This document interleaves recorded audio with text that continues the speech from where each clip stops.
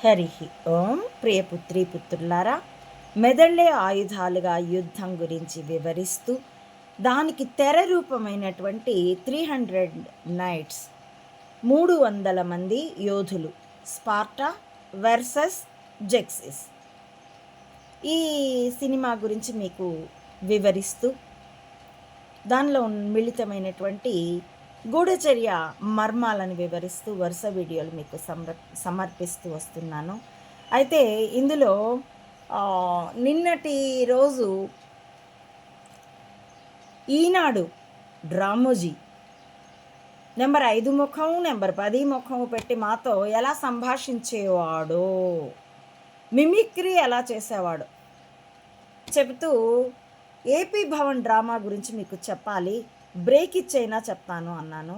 నిజానికి ఇది కంప్లీట్గా ఒక టెక్స్ట్ పోస్ట్ ఉన్నదండి. దాని లింక్ నేను మీకు డిస్క్రిప్షన్లో ఇస్తాను. ఎందుకంటే ఆ లింక్ ఓపెన్ చేసి ఆ పోస్ట్ చూస్తే ఆ పోస్ట్ చివర్లో, టెక్స్ట్ పోస్ట్ చివర్లో నేను ఇప్పుడు చెప్పిన డాక్యుమెంటరీ ఎవిడెన్స్ అంతా, దిగ్విజయ్ సింగ్ నాకు రాసిన లెటరు, దిగ్విజయ్ సింగ్ నా చేతికే YS Rajasekhar Reddy being CM of ఏపీగా ఉండగా అతడికి పంపిన రికమెండేషన్ లెటర్ కాపీలు, అలాగే ఏపీజే కలాం గారు అప్పటి రాష్ట్ర ముఖ్యమంత్రి వైఎస్ రాజశేఖర్ రెడ్డికి రాసి అతడికి పంపించామంటూ నాకు ఇంటిమేషన్ ఇచ్చి, అలాగే హోమ్ అఫైర్స్కి ఇంటిమేషన్ పంపిస్తూ దాని ఇంటిమేషన్ నాకు ఇస్తూ ఆశిష్ కాలియా అనేటటువంటి రాష్ట్రపతి భవన్ సెక్రటరీ ద్వారా నాకు పంపిన లెటర్ కాపీలు, మీకు ఆ జెరాక్స్ కాపీల లింకులు అందులో ఉంటాయండి.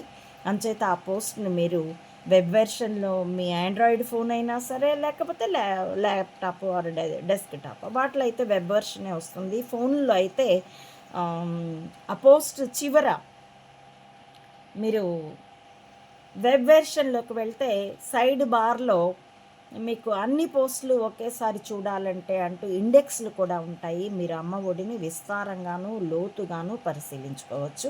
ఇప్పుడు నేను అందులో వివరించిన ఇప్పుడు ఈ సంఘటనకి కొంచెం కాదు, బాగా కనెక్ట్ అయ్యి మీరు అర్థం చేసుకోవడానికి వీలయ్యేటటువంటి ఏపీ భవన్ డ్రామా చెప్తానండి. 2007వ సంవత్సరంలో మా మేలో మా గది క్యాన్సిల్ అయినప్పుడు మేము నంద్యాలకి బయలుదేరాం.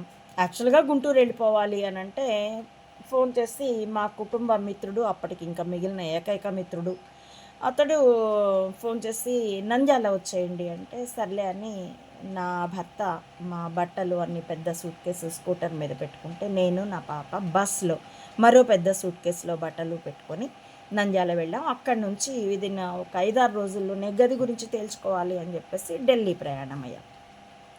ఎందుకంటే అప్పటికే ఆ దిగ్విజయ్ సింగ్ ఏఐసిసి ప్రధాన సెక్రటరీ గారు ఆయన రాసిన లెటరు మా చేత ఉంది. మాకు సోనియాకి మీరు పంపిన ఇవి నాకు పంపించారు. We are noticing it about the allegation of harassment of mister Ramarao, not Ramojirao, ఎందుకంటే రిటర్న్గా ఇస్తున్నాం కాబట్టి అంతా జాగ్రత్త. కాబట్టి ఆ Ramarao chairman of Eenadu groups గురించి మేము ఆ కంటెంట్ తీసుకొని ఉన్నాము. సో మీకు ఇంటిమేట్ చేస్తున్నామంట. కాబట్టి ఆ లెటర్ పట్టుకొని ఇప్పుడు ఏకంగా రోడ్డు మీదకి తోలాడయ్యా అని చెప్పడానికి ఢిల్లీ వెళ్ళాం. ఏఐసిసి భవనానికి వెళ్ళడానికి ఆటో తీసుకుంటే వాడు అటు ఇటు తీసుకొచ్చి ఏపీ భవన్ దగ్గర పెట్టాడు. ఒరే ఇదేంట్రా ఏఐసిసి కదా అంటే, అందున కొంచెం నాది కొద్దిగా ఇంగ్లీషు వచ్చి రాని హిందీ, ఫ్లూయెన్సిటీ లేదు. అక్కడే ఒక 10 రోజులు ఉంటే అప్పుడు ఫ్లూయెన్సిటీ వస్తుంది.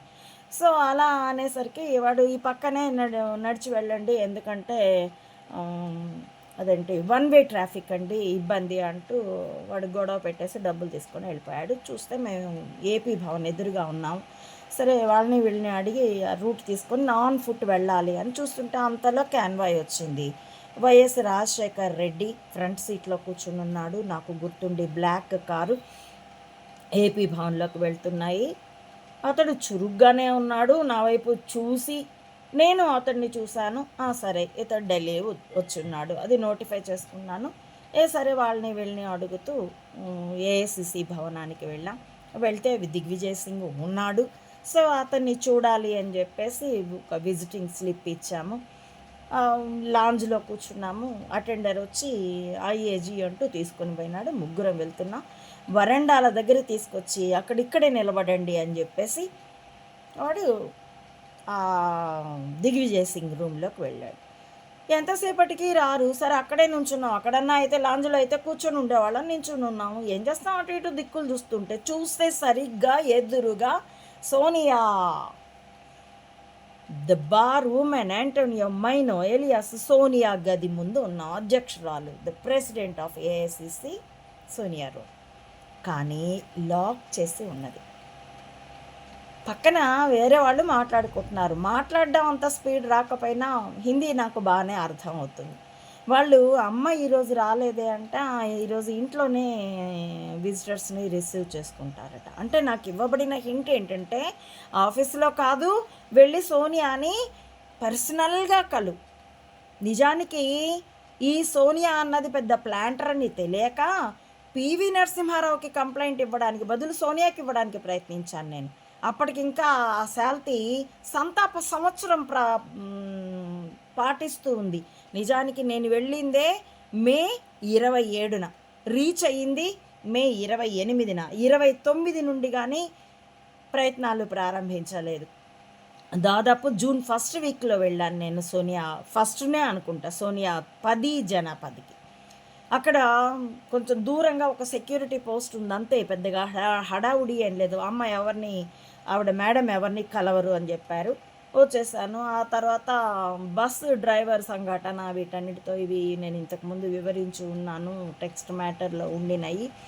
ఆ రీత్యా సరే, బస్సుకి డ్రైవర్ ఎంతో, అతడు ప్రయాణికుల రక్షణ, స్త్రీ ఆత్మగౌరవం గురించి అతడు స్పందించిన తీరు, కాబట్టి ఇది నాకు భగవంతుడు ఇస్తున్న ఇండికేషన్, వెళ్ళి ప్రధానికే ఇస్తాను అనుకుని పివి నరసింహారావుకి ఇచ్చాను.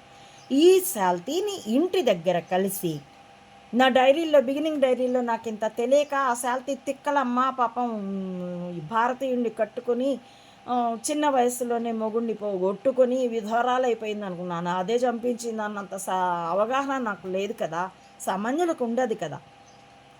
కాబట్టి ఈ శాల్తీని అప్పటి నా డైరీలో ఆవిడ పట్ల పాజిటివ్గా రాసుకున్నాను. కాబట్టి ఇప్పటికీ అలాగే ఉంటాననుకొని ఎంత అవగాహన పీవీజీ నాకు పెంచాడో తెలియదు గనక పీవీజీని శత్రువు అనుకుంటాను, నన్ను వేధించాడు అనుకొని మొదట్లో అదే తిట్టుకున్నాను గనక ఈ శాల్తీని పాజిటివ్గా అనుకున్నాను అనుకొని ఆ శాల్తీ దగ్గరికి వెళ్ళి చెప్పాయి. ఇలా ఈ ఊదరలో అక్కడ నిలబడి ఉండగా మాకైతే అర్థం అయిపోయింది కాబట్టి గమ్మున అలాగే 10 నిమిషాలు నించొని వెయిట్ చేస్తూ ఉన్నాం. ఇక కదిలే ప్రసక్తి లేదన్నది అర్థమైన తర్వాత ఆ దిగ్విజయ్ సింగ్ రూమ్లోకే పిలిచారు. వెళ్ళాను. అప్పటికక్కడ యూపీ నుండి వచ్చిన వాళ్ళు ఏదో దెబ్బలాడుతున్నారు. ఆ యూపీ టోపీలు పెట్టుకొని దెబ్బలాడుతూ ఉన్నారు. ఏదో చిన్న తమ పర్సనల్ దీని మీద వచ్చారు. ఒక 3-4 ఉంటారు. ఇతడు ఎంత కన్విన్సింగ్గా ఏంటి చూడు, దేఖియే మహారాజ్ ఆప్ హమ్కో ఓట్ దియా థానా అంటూ, మీరు మాకు ఓటేశారు కదా, మేము మీకు సర్వెంట్స్, చేస్తాను, కొంచెం శాంతపడండి అంటూ డ్రమాటిక్గా ఎన్టీఆర్ యాక్షన్ కూడా పనికిరాదు, ఎస్విఆర్ యాక్షన్ కూడా పనికిరాదు అంటూ వాళ్ళని కన్విన్స్ చేస్తున్నాడు. నేను, నా భర్త, నా పాప అక్కడ నించొని ఉన్నాము. కుర్చీలేమీ ఖాళీ లేవు. ఒక కుర్చీ ఖాళీ ఉంది నిజానికి. అంతలో పనబాక లక్ష్మి అని ఒక లావుపాట ఆవిడ, పొలిటీషియన్. ఈ సంఘటనల తర్వాత దీన్ని గురించి నేను నా బ్లాగ్లో రాసిన తర్వాత ఫేడ్ అవుట్ అయిపోయింది. మళ్ళీ ఒకసారి ఏదో టికెట్ వ్యవహారంలో తెర మీదకి వచ్చినప్పుడు నేను ఇదే సంఘటనల గురించి నా అమ్మఒడి మాత అనంతానంద ఫేస్బుక్ పేజీ మీద కూడా ఈ పోస్టులు పెట్టాను. దాంతోనో మరి ఇంకే కారణం మొత్తానికి శాల్తీ కనుమరుగైపోయింది. మళ్ళీ బయట కనిపించాల. ఆ లావుపాటి పనబాక లక్ష్మి అనే పొలిటీషియన్ వస్తే ఈ దిగ్విజయ్ సింగ్ ఎంతో ఆనందంగా, ఆదరంగా, అమిత తమిళ్ యాక్షన్ చేస్తూ, ఎన్టీఆర్ని మించిన యాక్షన్ చేస్తూ, అయ్యే లక్ష్మీజీ బయటియే అన్నాడు. అంటున్నది ఆమె పేరు, చూస్తున్నది నా వైపు. నా పేరు కూడా ఆదిలక్ష్మే కదా. అంటే ఇక నుండి నెక్స్ట్ డ్రామోజీ గాడు వాడి పేపర్లో పనబాక లక్ష్మికి ఏవేవో సీన్లు ఇస్తూ ఏవేవో హెడ్డింగ్లు పెడుతూ అవన్నీ నన్ను అనువర్తించుకోమని. మిమిక్రీకి ఇది ప్రాతిపదిక అన్నది నాకు అర్థమైంది. నవ్వు దాచుకుంటూ చాలా సీరియస్ ఫేసే పెట్టుకొని గమ్మున నిలబడున్నాను. ఆవిడొచ్చి పాపం ఆ ఎదురుగా వేసిన కుర్చీలో, ఆవిడ భారీ దేహం, నేను దేహాన్ని కించపరచడం లేదు, ఆవిడ ఇబ్బందిగా మాత్రం ఆ కుర్చీలో ఇరుక్కొని ఏదో మాట్లాడింది. ఒక 5 నిమిషాలు ఆ డ్రామా నడిచింది. నేను అప్పటికీ సహనంగా అలా గమ్ముని నించొనున్నా. ఆవిడ వెళ్ళిపోయిన తర్వాత నన్ను అడిగాడు. నేను క్లుప్తంగా ఇంగ్లీష్లో చెప్పాను. కూర్చోమని అనలేదు, నేను కూర్చోలేదు. క్లుప్తంగా చెప్తే, ఇప్పుడు వైఎస్ రాజశేఖర్ రెడ్డి ఇప్పుడే వచ్చాడు, ఏపీ భవన్లో ఉన్నాడు, ఆయనకి రాసిస్తాను, మీరు వెళ్ళండి, వెంటనే మీ ప్రాబ్లం సాల్వ్ అవుతుంది అంటూ డ్రామాగా వేసి ఇచ్చాడు. నేను అది తీసుకొని వచ్చి వైఎస్ రాజశేఖర్ రెడ్డికి ఇచ్చాను. పావుగంట విన్నాడు. కేసు సంగతి తర్వాత అమ్మ, ముందు మీ అకామిడేషన్ చూడాలి కదా, దాన్ని రాసేయండి అంటే, అదిగో రాసిచ్చాను కదా అంటే, ఇది దిగ్విజయ్ సింగ్ అడ్రస్ చేశారు, నాకు అడ్రస్ చేస్తూ రాసేయండి అంటే, అప్పటికప్పుడు వాళ్ళ దగ్గరే పేపర్ తీసుకొని పెన్ను నా బ్యాగ్లోంచి తీసుకొని గీకి ఇచ్చాను. నేను రాసిచ్చే వరకు ఆ A4 పేజీ మీద అతడు అక్కడే మెట్ల బిగినింగ్లో నించొని ఉన్నాడు. ఇచ్చేసాను, వచ్చాను. బయటికి వచ్చేసరికి నా వెనకాల పరిగెత్తుకొని వచ్చాడు పిఏ. దీని మీద మీ పోస్టల్ అడ్రస్ లేదు అని. నేను ఆన్ ప్లాట్ఫామ్ ఉన్నాను అని చెప్పాను. తర్వాత దాని మీద జరిగిన కథ అంతా టెక్స్ట్ పోస్ట్లో ఉంది, దాన్ని లింక్ ఇస్తాను.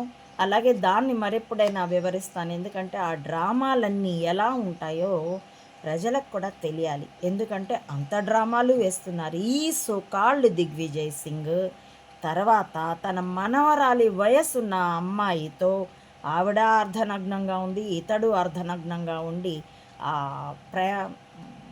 ఏమనలేండి, దగులుబాజీ, ఆ శృంగార చేష్టలన్నీ కెమెరాకి చిక్కి అవి బయటకు వచ్చి ఎన్డీ తివారీ గనక రాజ్భవన్ని బ్రోతల్ హౌస్ చేసిన లెవెల్లో వీడి బ్రతుకు బస్ స్టాండ్ అయ్యి ఇప్పుడు ఫేడ్ అవుట్ కూడా అయిపోయాడు. బార్ గర్ల్ అయితే బాగా కాంక్రీట్గా అర్థమైంది తను అవుట్ అయిపోయానని. ఆ తర్వాతే ప్లాన్ బితో మోడీని ఎక్కించారు. మైనో అయినా మోడీ అయినా ఒకే నాణ్యానికి 2 ముఖాలని. అందుకే కరాఖండిగా చెప్తున్నాను. నిన్న ఎవడో అంటున్నాడు నన్ను, ఈవేళ ఉదయం చూస్తాను ఆ కామెంట్, నీ మీద హోంమంత్రికి కంప్లైంట్ ఇచ్చి నీ మీద కేసు పెట్టిస్తాను. Welcome, always welcome.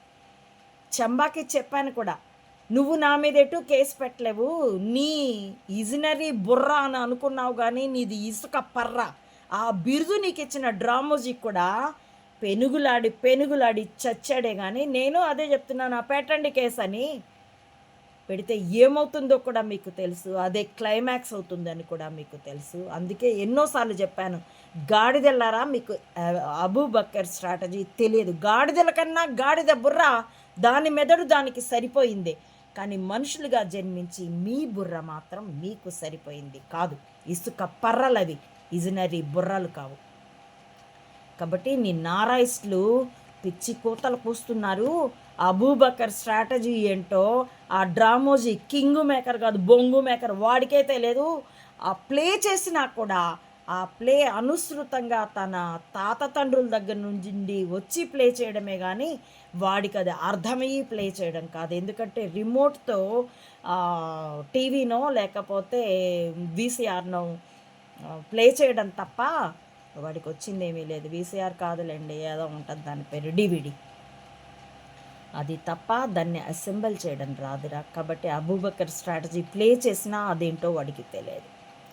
ఇక అలాంటి చోట అబూబక్కర్ స్ట్రాటజీకి రెమెడీ ఏం తెలుస్తుంది మీకు? అదే ఇప్పుడు మిమ్మల్ని ఉరికిస్తోంది.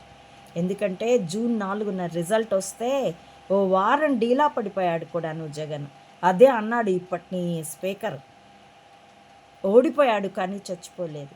ఎందుకంటే ఆ ఓటమికి తానున్న వైనాట్ 175కి ఇప్పుడు వచ్చిన 11 రిజల్ట్కి అతడు డీలా పడి ఆత్మహత్య చేసుకోవాలన్నది మీ వ్యూహం, మీ పథకం. కానీ మేము నిలబెట్టాం. June 4నే ఇచ్చాను, ఇది ట్యాంపరు అని నిలబెట్టాం. ఇప్పుడు ఆ జగన్ అతడి వెనక అతడి జనాలు, ఎందుకంటే అతడు ముందే చెప్పాడు ఇది పేదలకి పెత్తందారులకి మధ్య యుద్ధం అని. కాబట్టి మీ పెత్తందారులంతా ఏమనుకున్నారంటే నిరాశకి గురై ఆత్మహత్య చేసుకుంటాడు, ఇంకా ఆ విధంగానే మేము గేలి చేస్తాము, ఎగతాళి చేస్తామో అతడు ఆత్మహత్య చేసుకుంటాడు అని. మేము నిలబెడితే మీ గేలి మాత్రం కంటిన్యూ అవ్వాల్సి వచ్చి మీరే ఎక్స్పోజ్ అవుతున్నారు. అతడు మాత్రం సింగిల్గా వచ్చే సింహంలాగే. ఎందుకంటే మేము అలాగే కోచప్ చేసుకున్నాం. అతడి 20 ఏళ్ల వయస్సు నుండి అతడి వెనక నిలబడే ప్రతి ఒక్కరూ అలాగే రోషంతో జూలు విదులుస్తూ ఉంటే, ఎదుగో ఇప్పుడు ఎంపీటీసీ జెడ్పీటీసీ రిజల్ట్స్లో నువ్వైతే తిరుపతి కాన్స్టిట్యుయెన్సీ అదే తిరుపతి మున్సిపల్కి అయితే వాళ్ళని దీనిలో పట్టుకుపోయి కిడ్నాప్ చేసి బస్సుల్లో పట్టుకుపోయి కొట్టి ఏమో లేదా బెదిరించి గెలుచుకున్నావు. ఇప్పుడు దాన్ని చేయలేకపోతున్నావు. ఎందుకంటే పోలీసులు నీకు సహకరించేటప్పుడు వాళ్ళు వెనుక ఆలోచన చేస్తున్నారు, వెనుకంజా వేస్తున్నారు. జనాలు నిన్ను ఉరికించి కొడతాం దానికి బేస్గా ముందు పోలీసుల్ని కట్టడి చేస్తున్నారు. ఇది రాజ్యాంగాన్ని చేతుల్లోకి తీసుకోవడం కాదు, అసలు రాజ్యాంగాన్ని నువ్వు రెడ్ బుక్తో చేతుల్లోకి తీసేసుకున్నావు కదా. సో చెల్లుకు చెల్లు, దెబ్బకు దెబ్బ, tit for tat, that's all. నీకు మాత్రమే వచ్చు అనుకుంటున్నావా? అందున బుర్రలేని ఇజనరీలు మీరు, రెడ్ బుక్ రైటర్లు మీరు. మాకు రెడ్ బుక్లు అక్కర్లా, భగవద్గీత చాలు. కర్మఫలాన్ని ఎలా అనుభవింపచేస్తామో యుద్ధమే బేస్డ్, అందుకే మేధస్సు మీద బేస్డ్. కాబట్టి పివి నరసింహారావు ఈ యుద్ధానికి మెదళ్లే ఆయుధాలుగా తీసుకున్నప్పుడే ఈ అబూబకర్ స్ట్రాటజీకి రెమెడీని ఆధారంగా తీసుకున్నాడు. దాని పేరే మెదళ్లే ఆయుధాలుగా యుద్ధం, భౌతిక ఆయుధాలు కాదు. కాబట్టి నీ అరెస్టులు, బొంగు, భోషాణం ఏవి పని చేయవురా అబ్బి. రజం ఎలా రగులుతుందో సామాన్యుల్లో చూసుకో. చేతనైతే అన్ని డబ్బులు ఉంటే జడ్పీటీసీలకి, ఎంపీటీసీలకి, రేపు గ్రామ పంచాయతీ సర్పంచులకి కూడా ఈవీఎంలు తెచ్చుకో. అందుకు ఊడతాయి నీ డబ్బులని. అది కూడా నీకు పనిష్మెంటే. నువ్వు ఎటు పోయినా వచ్చేది డిసడ్వాంటేజే. అదే ఒకప్పుడు మాకు చూపించావు. 92కు ముందర దేశాధినేతలకి, ఇందిరకి, పీవీకి, నాకు కూడా నీ వేధింపులో అదే కదా నీ ఘట్టం. ఎటు వెళ్ళినా disadvantage. The same you are experiencing now. వాడు డ్రమ్ముజీ చచ్చాడు, నువ్వు మిగిలావు. మరి ఎగురుకుంటూ వెళ్ళి చంకలో దూరావు కదా, అర్హత లేని, యోగ్యత లేని అధికారాన్ని పొందేందుకోసం. That's all. అందుకు ఇదే ఫలితం ఉంటుంది. Check yourself mister Chamba and ask your people to check themselves to use the tongue and the fingers on the keyboard, and ask your Chambaku, your son, to check himself. The writer of Red Book, so called బుద్ధిమందం, నాలుగు అంతకంటే మందం. Check చేసుకుంటారా. హరి ఓం. ప్రియపుత్రి పుత్రులారా, 300 మంది యోధులు continuation next ఇస్తానండి. ఇది ఇప్పుడు అవసరం అని తలచి ఈ బ్రేక్ తీసుకొని ఈ వీడియో ఇస్తున్నాను మీకు. ఈ వీడియో కంటెంట్ మీకు పరిశీలనార్హము, ఆలోచించదగినది అనిపిస్తే please like, share and recommend my channel to others as well. Subscribe it. Please support Ammaodi Mata Anantananda to spread the truth of either spying or spirituality up to the roots of the society as well. Support me financially also to win this war with wisdom as weapon. www. భావితరాల భద్రత కోసం సర్వజీవకోటి పరస్పర సహకారంతో మనుగడ సాగిస్తూ భూగోళాన్ని, భూమాతని చల్లగా సేవించుకునేందుకోసం, పంచభూతాలను పరిరక్షించుకునేందుకోసం ఈ మెదళ్లే ఆయుధాలుగా యుద్ధం. ఇందులో పాలు పంచుకోవాల్సిందిగా ప్రియపుత్రీపుత్రులందరినీ, సామాన్యులందరినీ రాజకీయాలకి, కులమతాలకి అతీతంగా స్వాగతిస్తున్నానండి. Thank you for watching.